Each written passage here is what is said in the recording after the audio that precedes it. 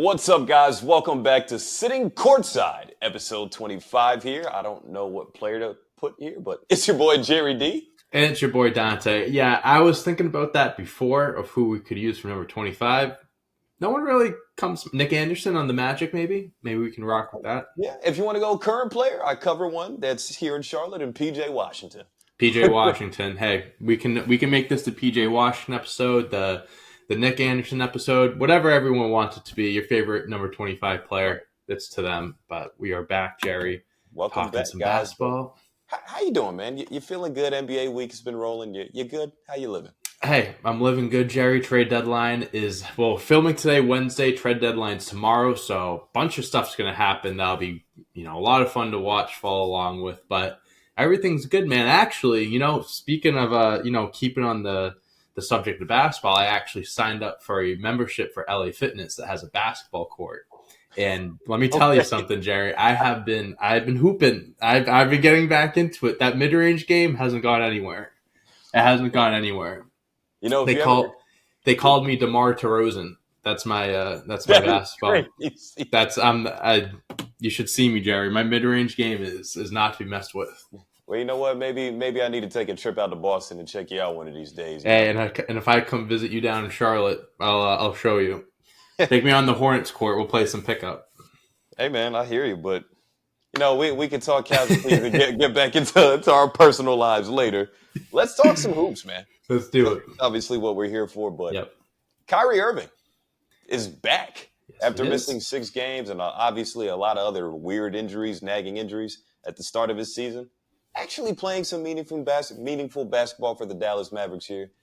And 2 wins. 2 games, 2 wins for Kyrie Irving. Just very simple question here. Just what are we thinking about what we've seen for Kyrie in his first 2 games back?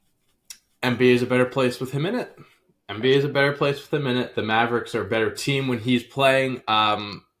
Listen, everyone has their opinions on Kyrie Irving. We don't have to get into this. We've gone over this many times on this podcast. But talent-wise, when it comes to playing the game of basketball, there are not many players in history, not just today in history, that are much better than Kyrie Irving as far as when it comes to just skill, just knowing the game and just being a master at it. He's simply one of the best players to watch. He's, again, has a lot of history, but on the court, one of the best. I love watching Kyrie play. And, when he's healthy, the Mavericks are a team that's, you have a little bit more faith in them to, make a run or something like that. But when you're missing one of your 2 stars in Luka or Kyrie, it's kind of hard seeing them doing anything. Yeah, I mean, everything's pretty much riding on those 2 guys. And especially, I talked about this with a couple of reporters with the Hornets before. They didn't really build out the roster the right way to be functionable whenever one of those guys is out. Right. Yeah. Especially, we're kind of assuming that Kyrie Irving will probably miss around 10 to 20 games every year now. Yeah, we're at a point, and even, he's not an injury-riddled guy, but he misses some time too here and there. So you can count on one of those guys being out for, an X amount of games during the season. They're not going to be a clean slate of health for them. Exactly. But, Kyrie looks good in these first 2 games back, including last night. We're in February. February 6th. Yep. On Tuesday, he made his return, his first game back in Brooklyn. Dropped 36 points. Had a lob dunk. He did. Yeah. I don't know when the last time we saw that. Or we saw Kyrie dunk at all. Yeah, don't see it often. Hey. Kyrie, look out for that upcoming drug test because it's gotta be coming. I won't lie to you, man. We could have used him in the dunk contest this year. He's probably better than half the guys that are going to be in it. So this is. I don't want to take any shots. This very much felt like a shot at the dunk contest is dead, guys. All right, it's dead in the ground. It's been that way for years. But sorry, I had to throw it in there. It was a layup. It's all good. It was a layup. It was a dunk. You know what I mean? No pun intended. I don't mind it. This is Sitting Courtside. We I hope Jalen wins, but man, it's going to be a shit show this year. Anyway, so Kyrie has 36 point game against Brooklyn, but he also had some comments to say after. There was a lot of talk about. I think was this his first game? I think it was first game back in Brooklyn, right? In Brooklyn, and they were just they were just talking about the history of, the big three splitting up and like his, running down his teams and, what had happened in the situations and stuff. And he's kind of talking about, what if KD's foot wasn't on the line? What would we be talking about now? What would our legacies be like? If James Harden didn't ask for a trade, this and that. And then he starts bringing up, stuff that wasn't, on the court issues and things that happened off the court that, may have caused him to miss some time, whatever. And I think that's what people are focused on now. But honestly, like when it comes to Kyrie, you're always going to have that tie to him of like whenever Kyrie, something happens, people are always going to be reminded of, his past and stuff like that. I get it, right? Like that's part of it. Like first game back in Brooklyn, you're going to ask him those questions. I get it. But at the same time, man, like I wish more people would just focus on Kyrie Irving, the basketball player, and just focus on that. And kind of like, I get it. You're doing your job, but it's kind of, you want to strip away some of that stuff. It doesn't always have to be brought up and reminded of. At this point, when it's been almost 2 years since that team was together in Brooklyn, it seems like way longer ago. Yeah, but it was really like yesterday. Yeah, but in general, that seems like more of a podcast topic to talk to Kyrie about at this point. Like pull him aside. And what more? Like what different questions are you gonna ask now? It's just the same thing. It's just spin cycle the last 2 years. You know what? I'm not mad at it though, because it really is alarming when you look at Kyrie's track record. When he's in Cleveland, he wins a championship in a big three situation with LeBron and K-Love. After that, you leave, you go to Boston. You have a younger big three, kind of not even a big three. That team is loaded. Just a loaded team, yeah. With Jaylen Brown, Jason Tatum, the puppies, Gordon Hayward, obviously the injury happened, but other good supporting pieces. Then you leave that situation, go to Brooklyn, KD and James Harden. Really freaking LaMarcus Aldridge out of nowhere, left field. Blake Griffin from left field. Yep.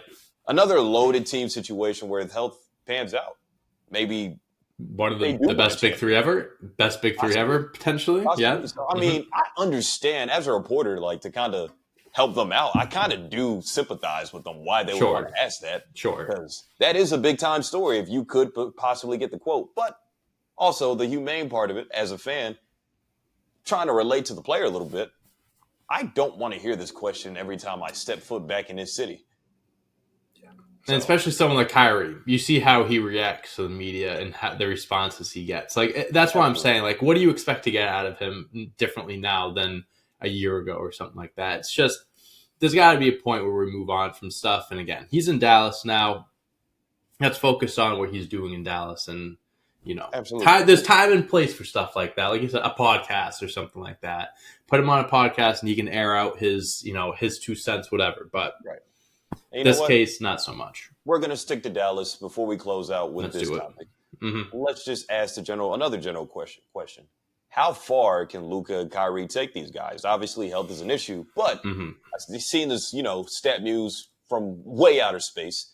When they both have 30-plus points and 4+ made threes, they're undefeated. It's like 6 or 7-0 or something like that. So we know if these guys put the ball in the basket at an abundance, which we know the both of them can, this team's pretty hard to stop offensively. I mean, you have 2 of the better guards in the league. It's going to be like that. So what's the ceiling for this Mavericks team? We're thinking first round exit, second round, WCF, finals. Like, what are we thinking here? So they're the 8th seed right now, 2 games behind the Kings for the 5th seed, and there's a four-way tie for first place in the West right now between the Clippers, Thunder, Wolves, and Nuggets. It's amazing. Which is crazy to see. I'm like looking at it right now. It's wild to see that. But I think everyone's healthy, like clean slate of health going into the playoffs. Everyone's good.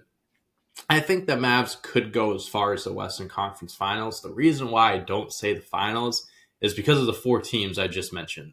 And even another, team like the Suns, even another team that I'd even mentioned that is 5 games behind those 4 teams. I think the West is just, there's some really good teams in the West this year. And I think the Mavs are good when they're healthy, and they can be good enough to make it to the Western Conference Finals and maybe make some noise, but I don't know if I can put them on the same level as a Clippers.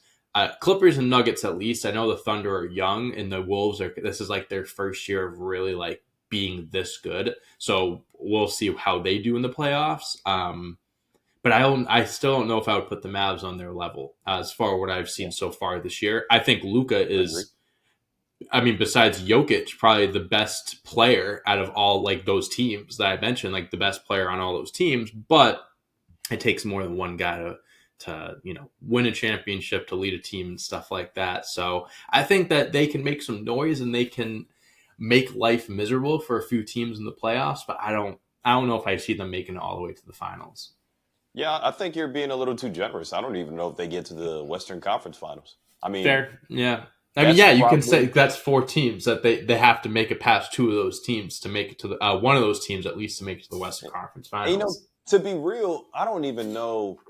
I agree with you to the point where Denver and the Clippers are the ones that are in the upper echelon of the West. Yeah. Like they're upstairs in the attic, kind of just chilling out, waiting on whoever can possibly come by. But right now, I think those are the 2 teams to beat.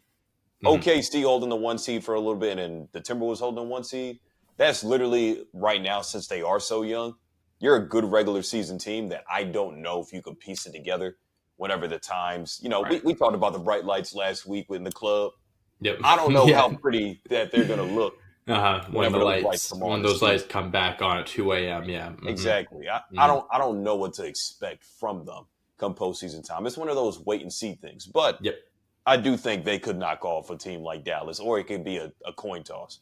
Then there's the Phoenix Suns, like you mentioned, or even the LA Lakers, if they figure out how to piece things together come postseason time, like how they did last year. Yeah. I don't know exactly how good Dallas could be because of the points that I mentioned. I don't think they're really built very well outside of Kyrie. We've also never seen those 2 play together in the playoffs as well. We know what Kyrie's like in the playoffs. We know what Luka's like in the playoffs. How are they together? Yeah, I mean, hell, Luka got his guys to the Western Conference Finals. He did. Who knows? Maybe the playoffs come around and they can't lose a game. Who knows? Maybe. I mean, the playoffs, those lights, they do show how pretty you are. They do show how good your game is. Kyrie is he plays well under those bright lights too. We know that for a fact. So does Luka.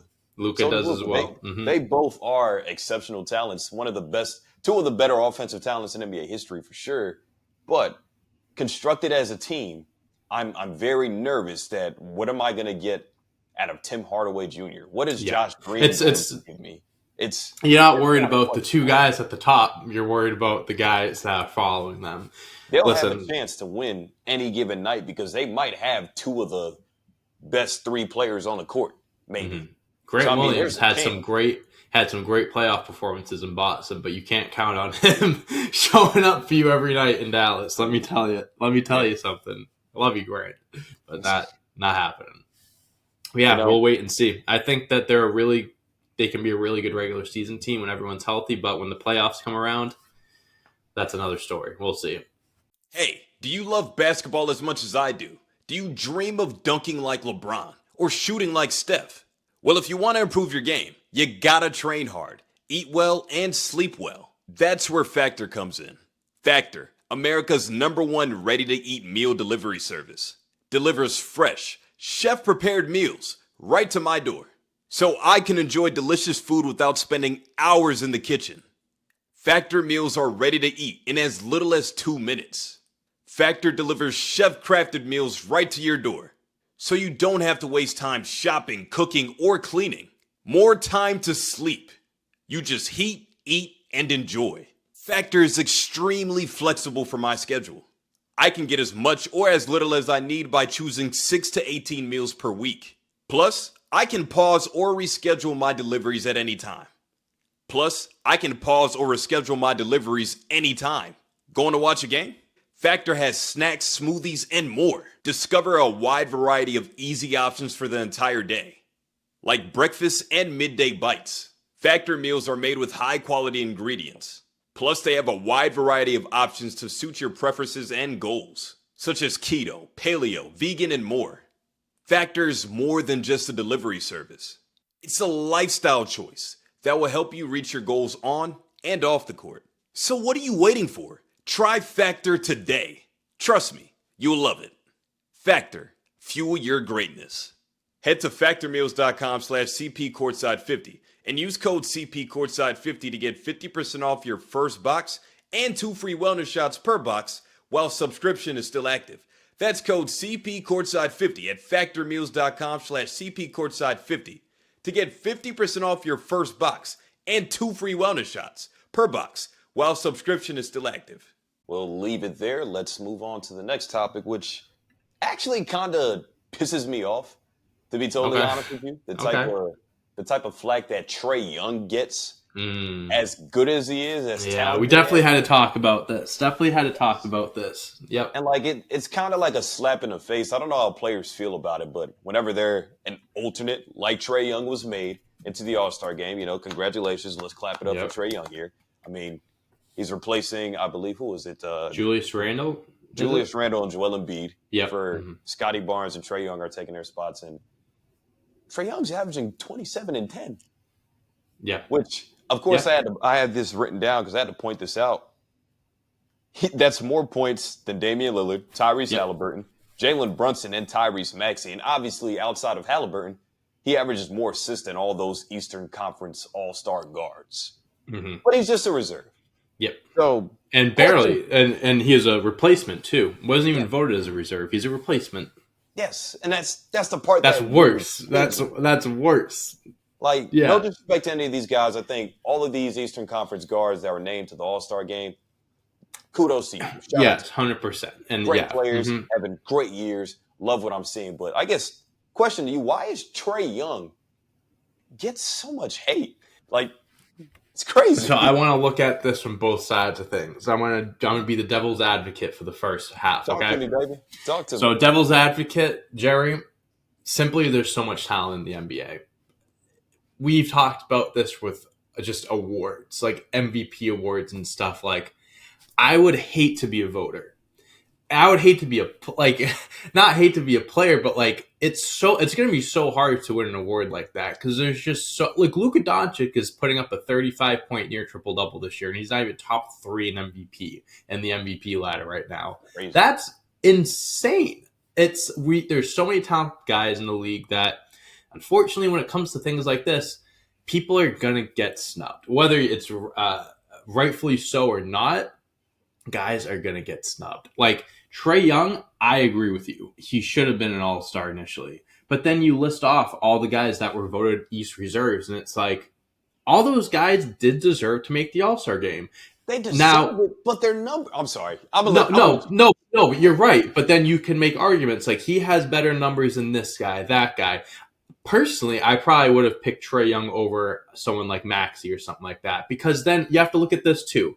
Because now I've been seeing people saying why is Paulo in there, but Trae Young isn't? It's positions. Yeah, there's guard reserves and there's forward reserves. So it's unfair to put guys like Paulo and Bam and all those guys. Because I probably would put Trae over those two guys. But guess what? It's out of position. There's nothing you can do about that.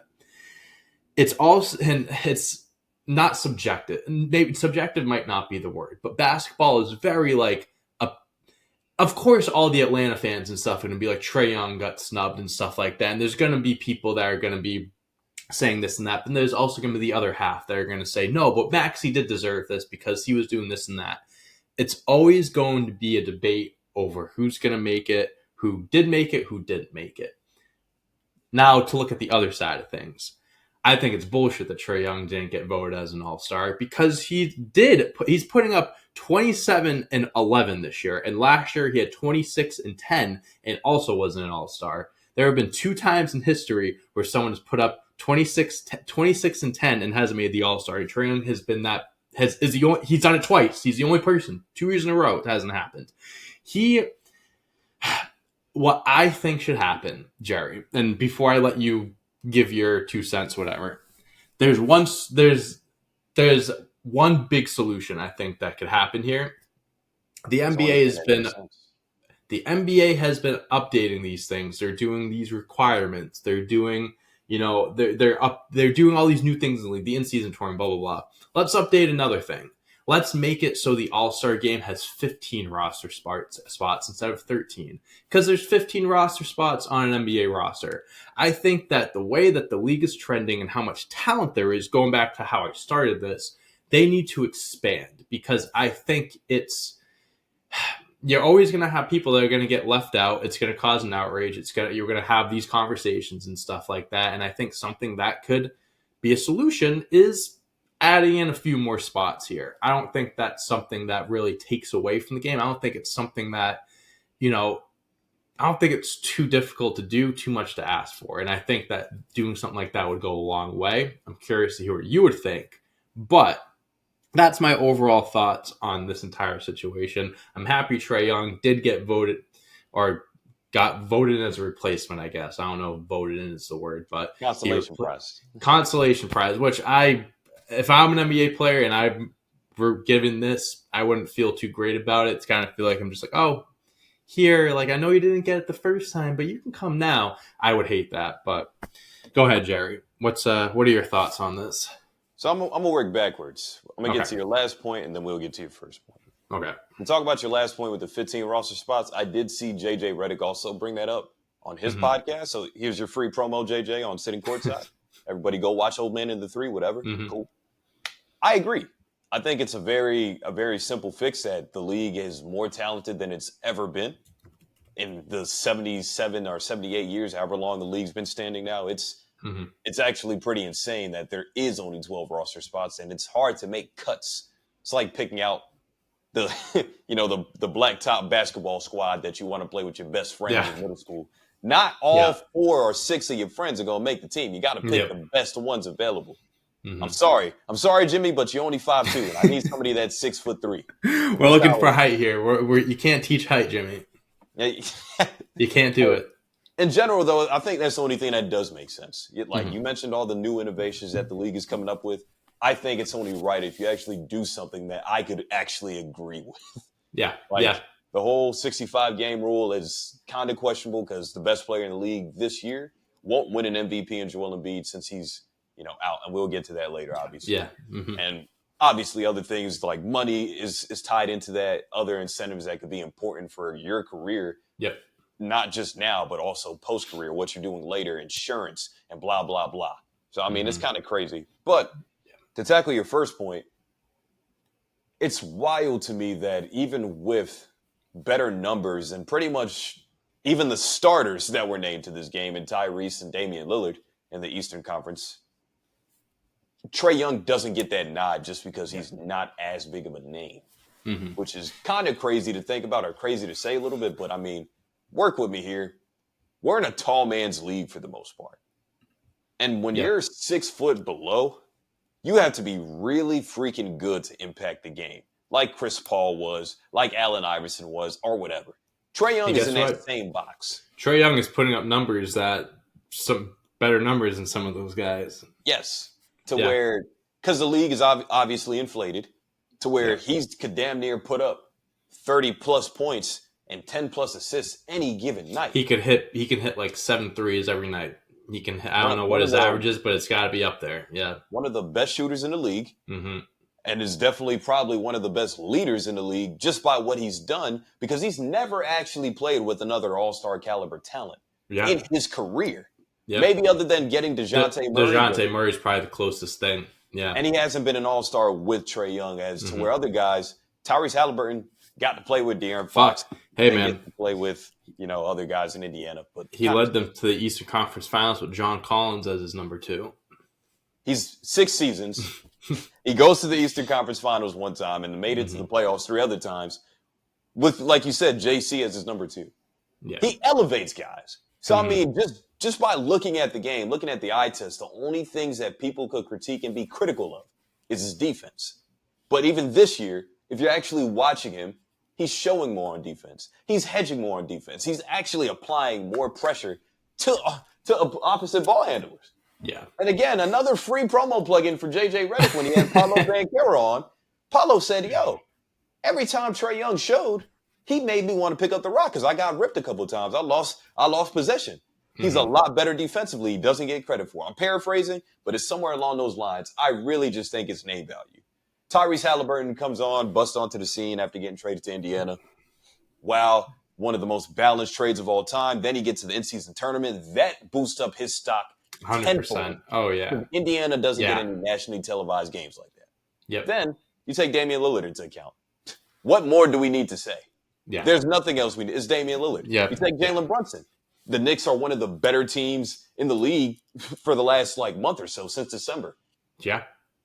I mean, Tyrese Maxey gets to play with Joel Tyrese Embiid. Maxey He's plays a with Joel lock. Embiid. Yeah. There's storylines for everybody, but Trae Young plays for the Atlanta Hawks, one of the worst teams in basketball. 10 seed in the East right now. Not out of it, pretty but impressive.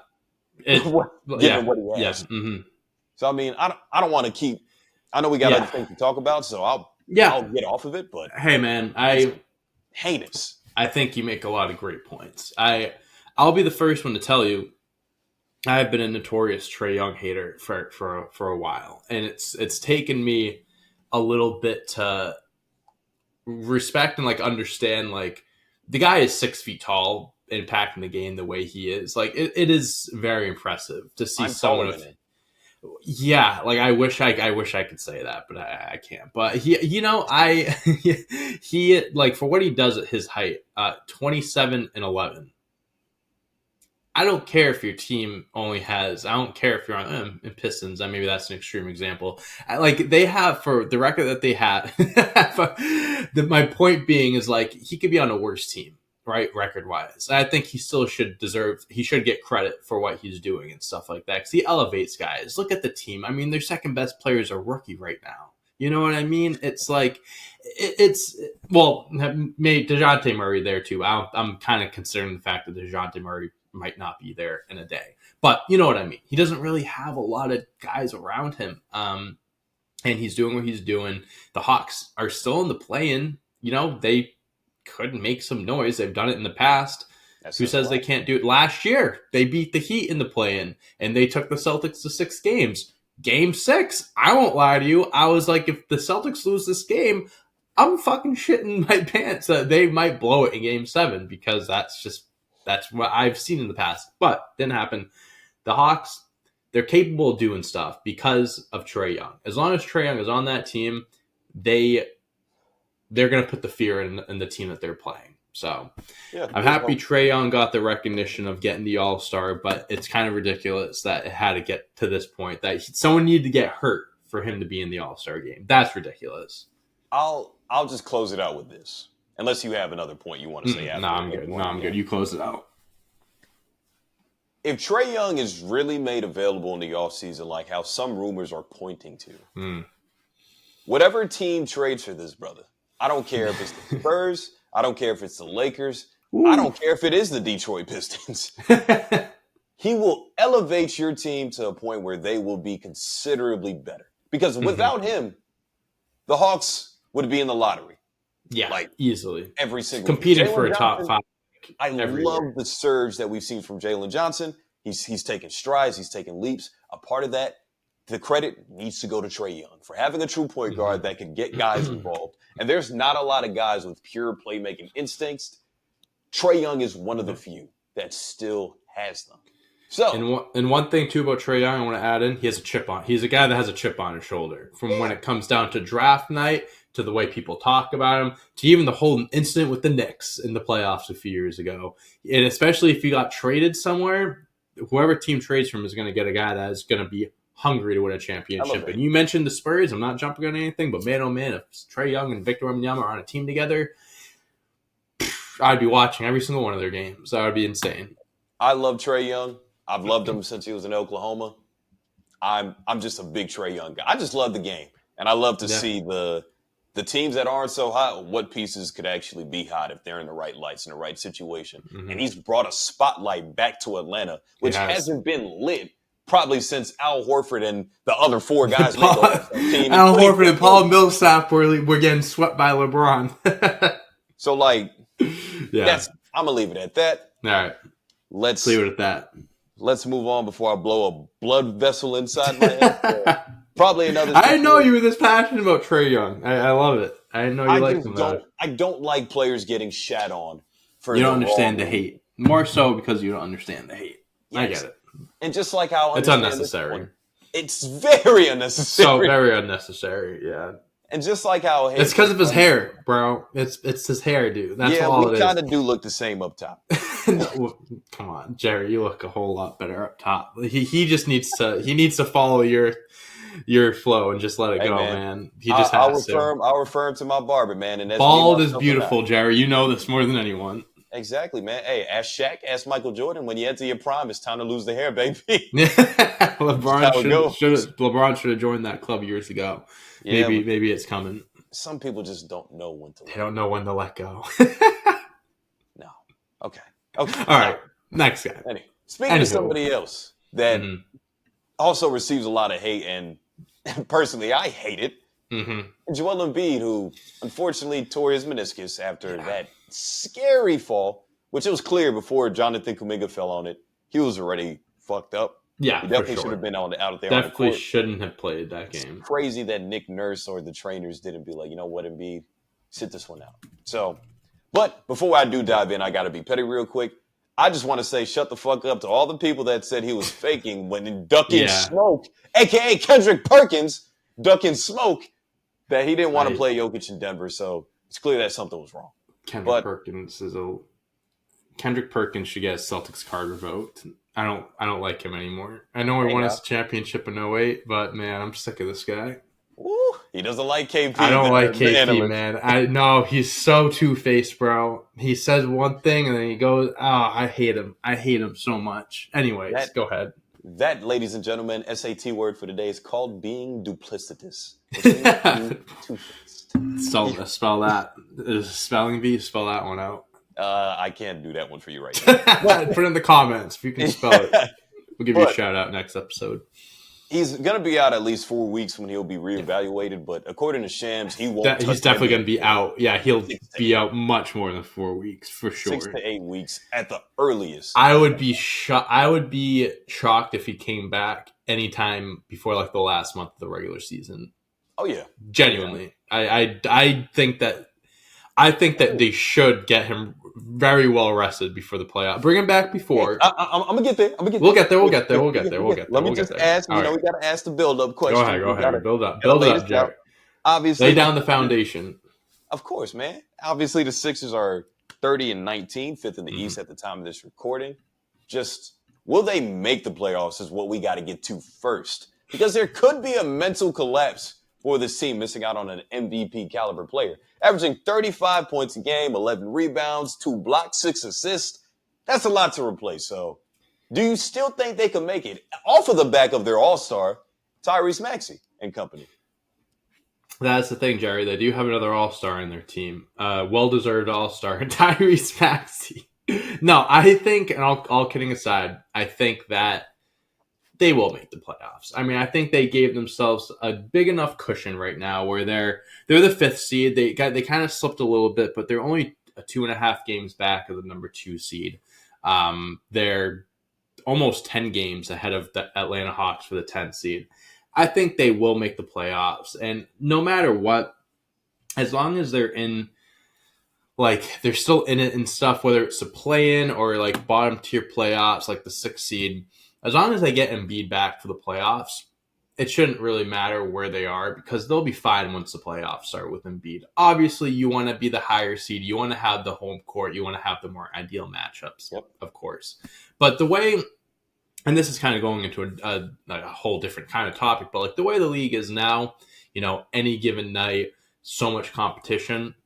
The whole home court advantage and having a top seed, it is important. I'm not saying it isn't. But is it as important as it once was years ago? That's a question for another debate, whatever. But so it might not even really matter if the Sixers are the 8th seed or they're the 2 seed, right? As long as they have Embiid, as long as they're healthy, I think they're equipped to make a run. So that's where I would stand on that. I think they definitely will make the playoffs. I know I'm trying to look up. There's a tweet of like what their record is without Embiid. I know the two records are very, very different. Like, they're much better with him on the court, obviously, than when he's not playing. But I still think that they're equipped and they have a loaded enough roster where they're deep enough to make it work in the time being. And that's fair. I just looked up the toughest remaining NBA schedules to this point now. Oh, no. And Philadelphia has the 12th toughest schedule. Oh, it's all right. We're 33 games left. They play Boston one more time. They play the Clippers twice. They play OKC. They play Cleveland 3 more times, who's the second seed in the East right now. The Bucks twice and the Knicks 3 more times. So, I mean, the 12th remaining schedule is obviously somewhere in the middle. It's not quite the easiest thing where you're playing the Pistons, the Hornets, and the Spurs of the world, but you're not going to have a cakewalk all the way to finish out the season. And plus, I'm sure once you dig up the tweet here, which I think you're doing right now. Yeah, I think I found it there. This was from 2 days ago, so I'm not sure if they played last night. But as of February 5th, the Sixers are 4-10 without Joel Embiid, and they did beat the Sixers lost to the Mavs, so 4-11 is their record.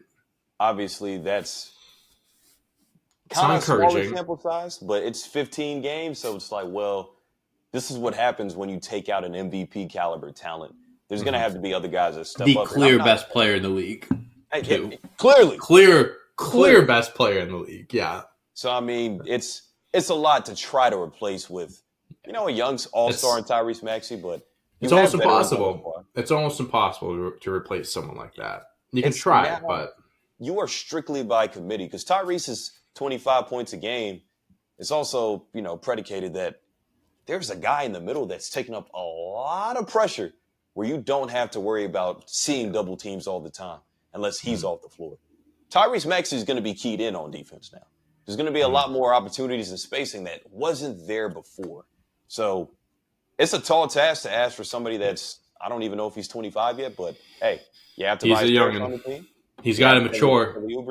I'll tell you. Veterans that can just help out in general. So I'll tell you what, though, a situation like this could be good for a young guy like Maxey. Give him the experience of being the number one, kind of throwing him into that fire. Hey, I mean, he had 50 the other night. Yep. So, I mean, I think second game of the season where he's had 50, I mean, with him beat out for a little bit, maybe he has a few more 50-point games under his belt. But yeah, I'm honestly more interested than anything to kind of see how Maxey is going to lead this team for the next few weeks because it really falls on his shoulders. You're right. Like it's going to be a team effort. It's not they don't have a backup big that can step in and replace Embiid like Paul Reed, love that guy, but he ain't stepping in there. It's a committee.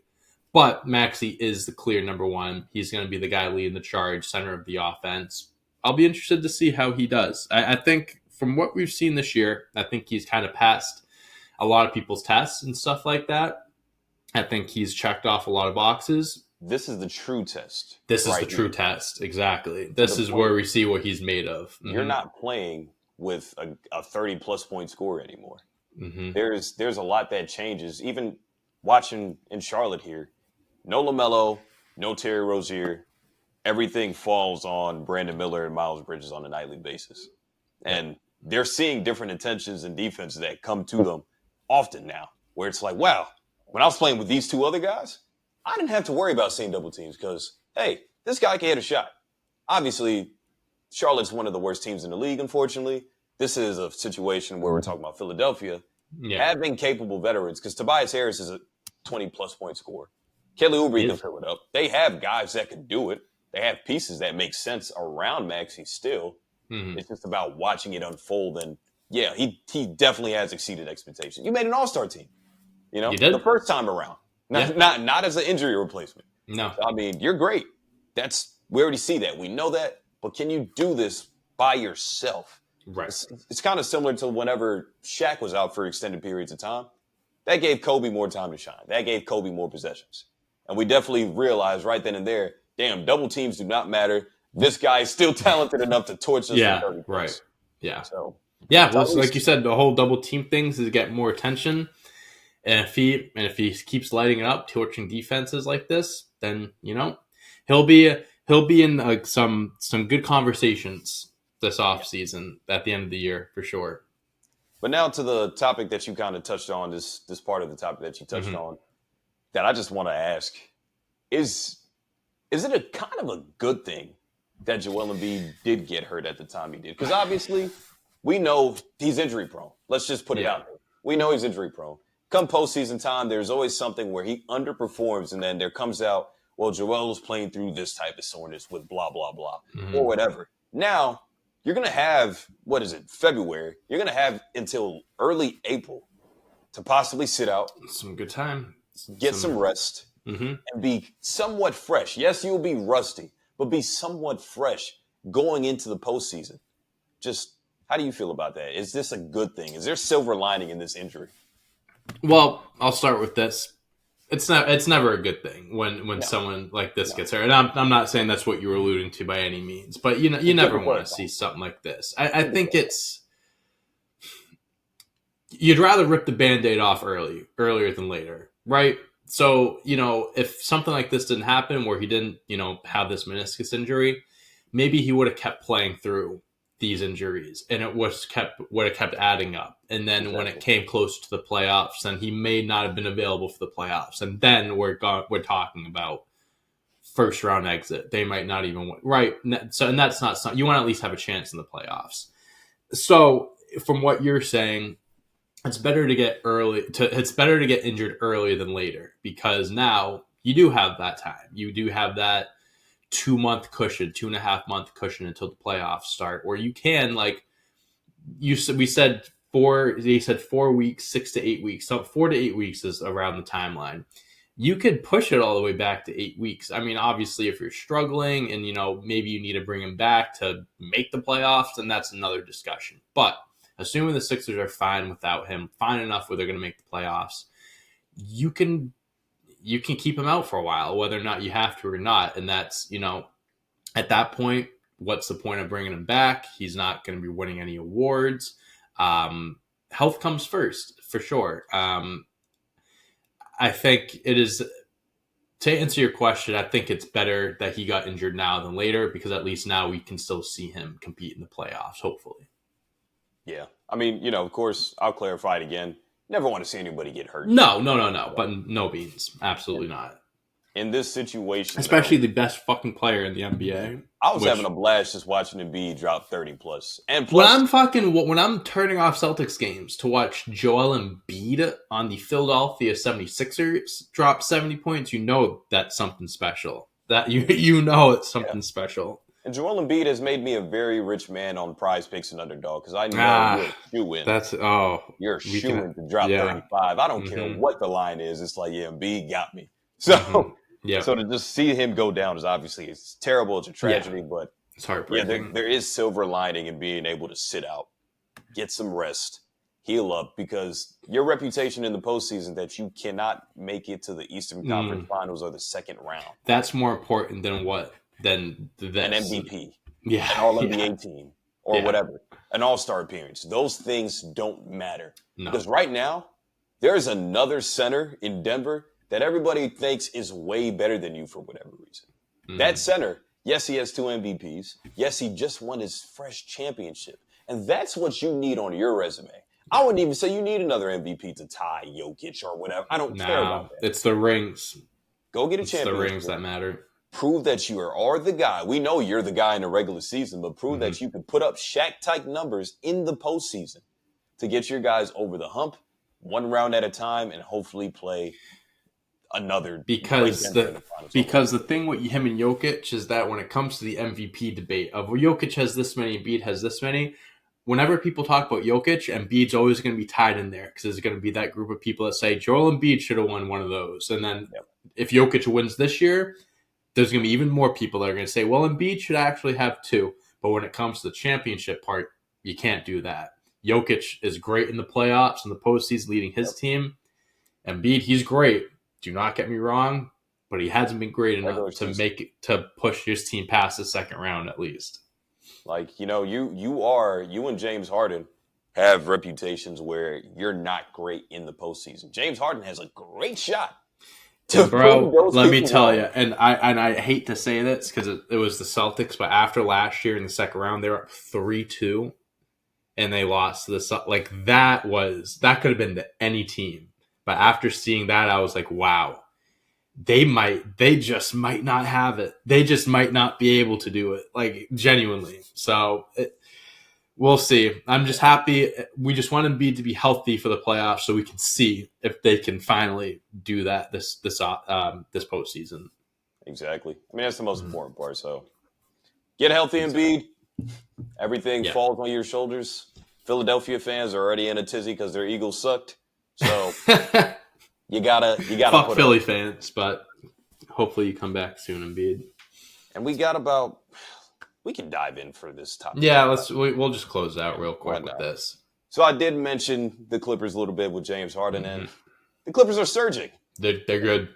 They Yeah, since they're good. December 1st, they're 25-5.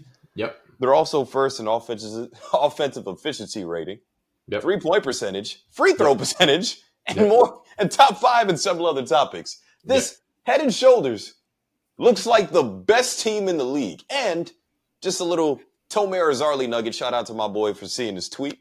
This is the first time they are the 1 seed at this point in the season. Damn. So, the Clippers are rolling. Hey, man. Talk to me. So, give me those Kawhi nuggets. we got some Kawhi stats for you, Jerry. All right. So the Clippers have been unbelievable though this season, but the last 30 games, especially going 25-5.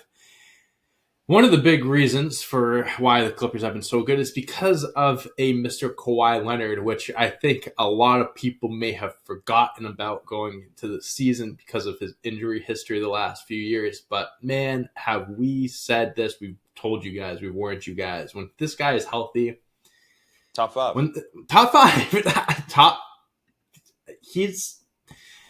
He is averaging in the last 30 games. The first player in NBA history, 25 points on 55, 50, 90 shooting. All right. He is putting up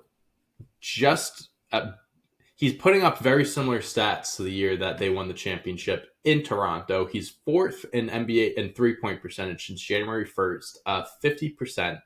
I have another one here, Jerry, where every 5 years, Kawhi does something that, makes us consider him one of the best. In 2014, he won the Finals MVP and a ring. In 2019, he also won another Finals MVP and a ring. And 5 years later, in 2024, we could be seeing that again, Jerry. The Clippers, man, they are the best team in the NBA right now, probably. Record-wise, it still belongs to the Celtics, but right now, there's no team better than the Clippers. I mean, they beat the Celtics a few weeks ago, so I mean that there you go right there. They beat the best team record-wise. But Kawhi at home, yep. At Kawhi this season, he's averaging 27, 7 rebounds, over 4 assists, almost 2 steals, 53% from the field, 46% from 3. Jerry, I'm just going to say this. We should be considering him like as an MVP candidate. Yes. He's not anywhere near the top. I think now it's like Jokic, SGA, Embiid's third on the last one, but he's going to get wiped off the list. Luka, Tatum. Kawhi needs to be there. Kawhi needs to be in consideration for MVP. He has played, I think he's only missed, I can count on one hand the amount of games he's missed this year, and that's probably too much. Probably half of one hand the amount of games he's missed this year. He has been a huge factor into why the Clippers have been so good. There's other factors as well. But man, you want to talk about recognizing the best player on the best team. Here he is, Kawhi Leonard. Wow, he should be considered for these awards. He really should be. And you know what? This is exactly why the Clippers didn't hesitate to give him an extension a couple weeks ago. Oh, yeah.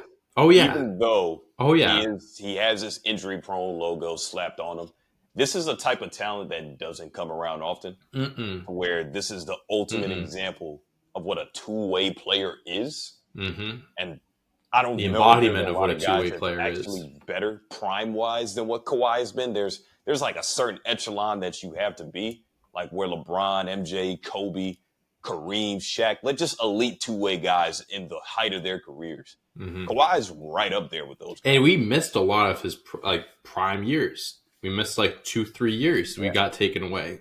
And he's still showing you that when I'm healthy and I'm able to play, I don't want to sit out games. No NBA player wants to sit out games. No. So we can just slash that narrative because I think it's ridiculous. Kawhi is an animal. He is the reason why the Clippers look this good. He was the reason why the Raptors won a title. He's the reason why the Spurs won their last title. And he could be the reason why the Clippers get it as long as they remain healthy. Hey, man, let me tell you something. If we're looking ahead here, but if Kawhi Leonard and the Clippers win a championship this year, Kawhi wins another Finals MVP, his third Finals MVP, his third ring with his third different team, I think him and LeBron would be the only two guys who have done something like that. there are some conversations that need to be had, Jerry, because I don't know about you, and like we can save this for another time of where we'd rank him all time. But I think I already consider him like a top 25, top 30 player of all time. You give him that nod, you give him another ring, another Finals MVP, then add on whatever he does to his career. He might be climbing up those ranks a little bit. Not saying like anything like top 10, top 15, nothing crazy like that. But man, he's going to go down as one of the best. He's going to go down as one of the best. You could put him top 10, top 15. You could. Like, I'm going to just... 2-time Defensive Player of the Year, too. I would put this out, and this is probably unpopular because the other guy, 25,000 plus point scorer, obviously an MVP, 2-time champion, Kevin Durant. This is a guy that could surpass you if he's not up already in some people's minds for what Kawhi has done. Obviously, he's played less years because of the injuries, where it's to the point where the serving size isn't as large as what Kevin Durant has provided over his career. But Kawhi Leonard is sitting at the dinner table waiting to just eat more and get more rings and championships. And if he gets three rings, and this would be his third Finals MVP as well, which in my mind outweighs regular season accolades. Yeah, 100%. You could say that Kawhi is higher. He is a top 10 player. He could take out Kevin Durant if he's in there for some people's minds. He could take out Steph Curry if he's in there for some people's minds. Even though Steph has 4 rings, I think what Kawhi has done, or if he does get this done, it's kind of one of those things that I feel like you don't want to talk about it because you don't want to face reality. It's an uncomfortable conversation that he's going to be at the table with some of our favorites. Yes. Hey, man, listen, you just got to respect greatness, man. That's all I want people to do.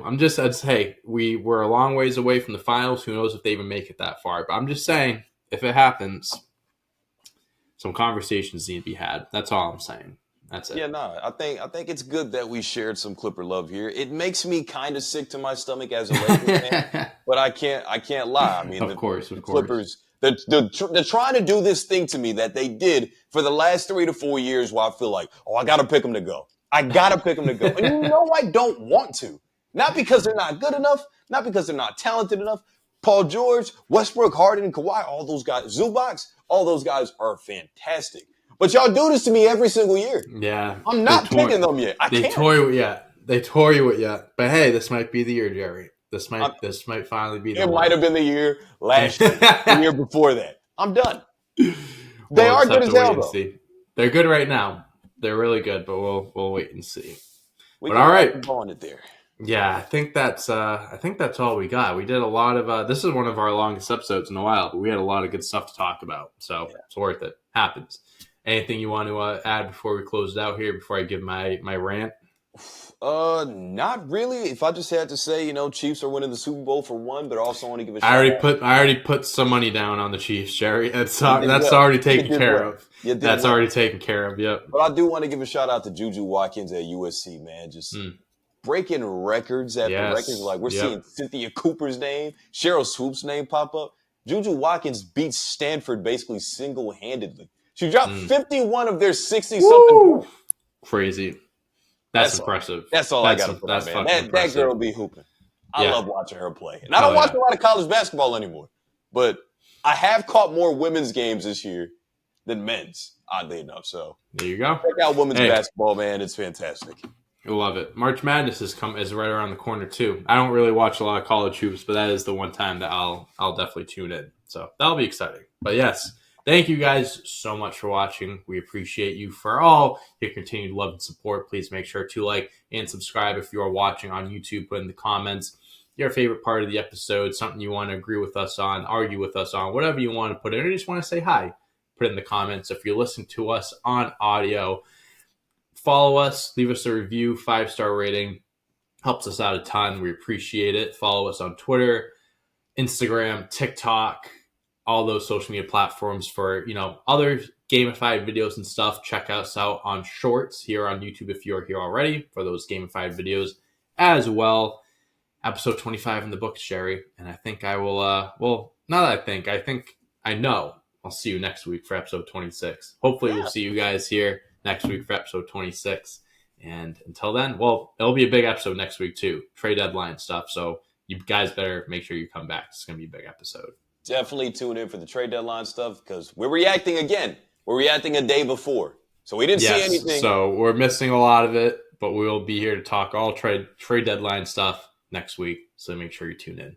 Till next week. Peace out, guys. Go Chiefs.